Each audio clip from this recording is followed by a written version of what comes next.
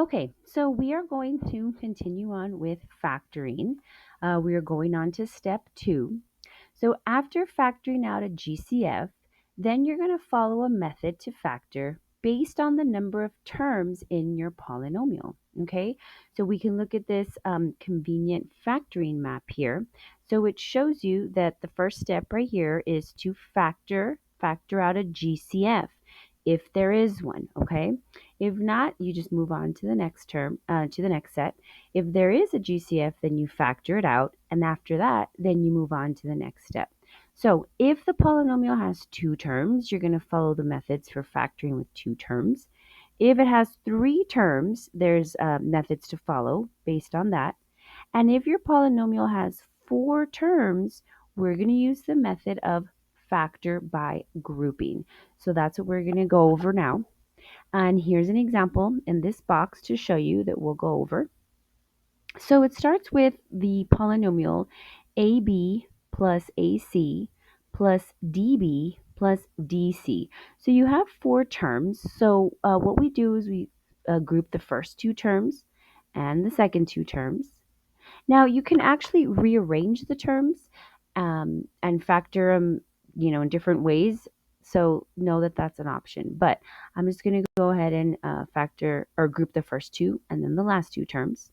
So then you see right here amongst that first group, what do they have in common? And you see that AB and AC have an A in common. So we factor out that A right here and we write what's left. So if we factor out the A and the A, what's left is B plus C, and you have that written there. Then you look at the other set that you put together, the DB plus DC. Now you notice that they have a D in common. So that D gets factored out, and you write what's left, which is the B plus C. So now if you're looking at all of this is one term, AB plus C, all of this is another term, DB plus C, what do they have in common? And you should see now that they have that set B plus C in common. So B plus C, and you notice there's a B plus C. So that whole B plus C gets factored out. And then we write what's left over, which is the A and the D. So that's times the A and D. So the factorization here is A plus D, B plus C. So that's a good example to refer back to with 4 terms factor by grouping. So the goal of factoring by grouping is to group the terms in a way that the grouping will allow you to factor out a greatest common factor. So again, you can rearrange the terms if you need to make sure that they have something in common to factor out. But sometimes just factoring the first 2 terms and the last 2 terms will work. So I'm going to move on to example 2, problem A. We have x to the third plus 2x squared minus 9x minus 18. So I'm going to group the first 2 terms and the second 2. So now keep the sign with the term. So this is a negative. So when I factor, and I'm going to write plus a negative, so that when I group that right there, I know that that 9x is actually a negative. So I put that minus sign there. Okay. So now, what do they have in common? When I look at the x cubed plus 2x squared, they have an x squared in common. So an x squared gets factored out there. What do I have left when I take x to the third divided by x squared? That's going to leave me x. And 2x squared divided by x squared is going to leave me 2. So I write that there. Now when I look at the second set, negative 9x minus 18, I see that they have a 9 in common. But the first term is also a negative. So I've mentioned this previously. If the first term is a negative, it helps to factor out the negative and not have the first term negative. So instead of factoring out a 9, I'm going to factor out a negative 9 from this second set right here.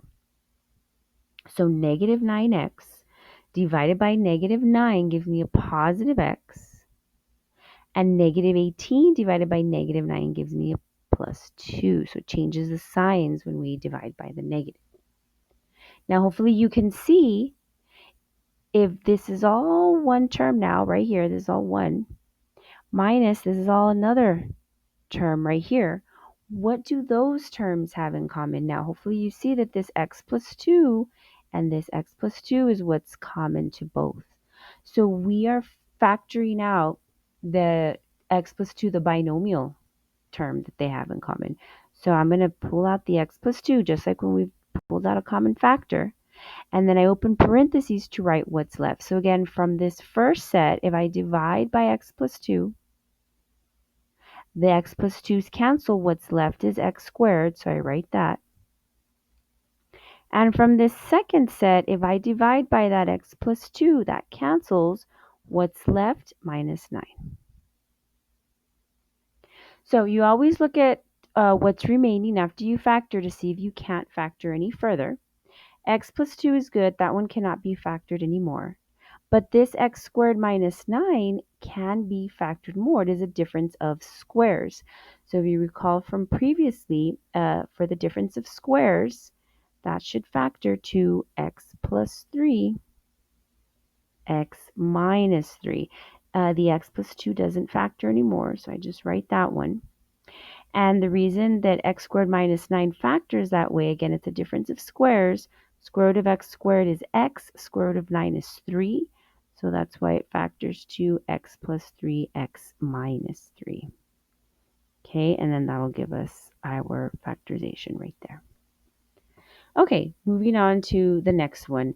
15x to the third minus 10x squared, so I'm going to group those two together, plus 6x minus 4, and those last two get grouped together. So 15x to the third minus 10x squared, those have a 5x squared in common. So when I factor that out, what's left? 15x to the third divided by 5x squared leaves me 3x. So remember the rules for the powers. When I divided x to the third by x squared, if I subtract the powers, 3 minus 2 is 1, so it's x to the first. 10x squared divided by 5x squared is minus 2. Now moving on to the second set, 6x minus 4, they have a 2 in common. So when I divide 6x by 2, it leaves me 3x. And 4 divided by 2 is 2, so minus 2. So again, I hope that you see that the 3x minus 2 is common to now both of these sets.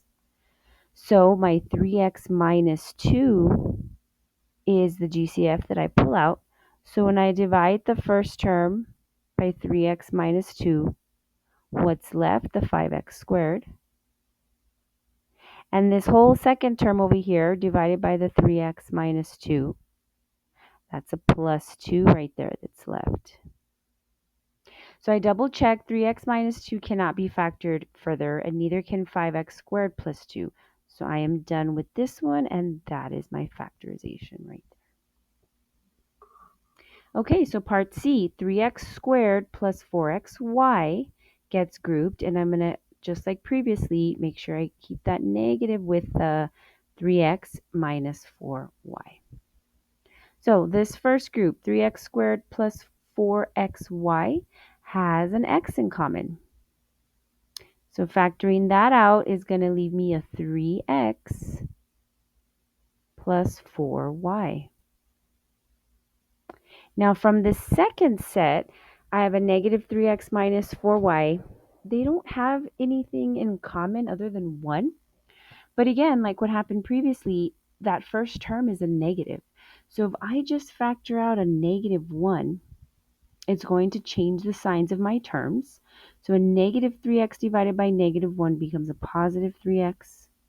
Negative 4y divided by negative 1 becomes a positive 4y. And that helped because now we can see the 3x plus 4y is what's common amongst these sets here.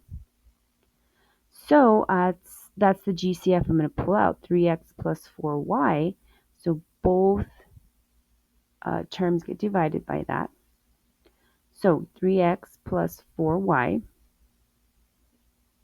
Open parentheses. Now from the first set, that leaves me with an x. From the second set, that leaves me the minus 1. So you can see there was the x minus 1. So these cannot be factored any further. So again, that's my factorization. Okay, and we have another example, example 3. So let's look at that one. 8 minus 4x squared plus x to the third y minus 2xy. So starting again, I group the first two and the last two terms. So 8 minus 4x squared, they have a 4 in common. So when I divide everything in that set by 4, 8 divided by 4 is 2. 4x squared divided by 4 is going to be minus x squared. And from the second grouping, x to the third y minus 2xy, they have an xy in common. So factoring everything, dividing by the xy, x to the third y divided by xy leaves me x squared. The y's will cancel. X squared because x to the third power is 3 divided by x power is 1. When I subtract the powers, I get 2, so x squared. And then 2xy divided by xy just leaves me the 2. Okay, so you'll notice that this 2 minus x squared looks close to this x squared minus 2. They're not exactly the same. They're actually off by signs. I have in this first term right here, positive 2, negative x squared. But over here, it's the opposite. I have a positive x squared, negative 2. So if I factor out a negative from one of these, then I should end up with the same terms. So I'm just going to rewrite it first so you can see it better. So I'm just moving the negative x squared to as the first term in the parentheses, plus 2. And I'm just rewriting everything else.